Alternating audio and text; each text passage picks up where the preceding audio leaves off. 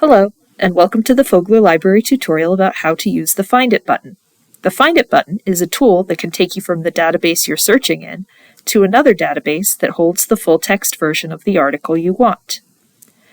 Let's do a search in the database Web of Science.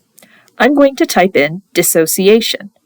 When we get to the results page, some of the articles listed have View Full Text or Full Text at Publisher below them. To read those articles, we can click on the link to access the full text of the article. Articles may also have a little rectangular button below them that says Find It. To access one of those articles, click on that button. From there, you'll be sent to the library catalog record for that article, along with a list of databases that the article appears in. Each database listed should have a date range that includes your article. Click on the link to the database and you'll be taken either directly to the article or to the journal homepage where you can search or browse to find the article with the title you want.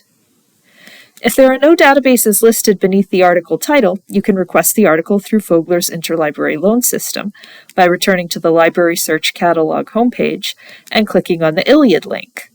If you're searching in a database and there's no full text link or Find It button for the article you want, you can request that article through Interlibrary Loan too. In some cases, the catalog record may let you know that your library has the journal in print.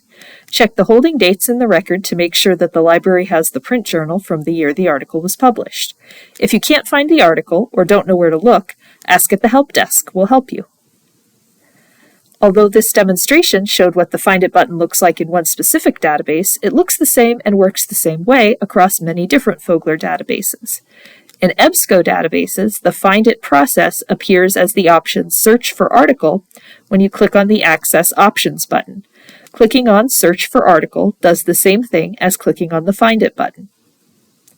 Thanks for watching this tutorial. If you have questions, please get in touch with the librarian using the contact information on the catalog homepage. We'll be happy to help you.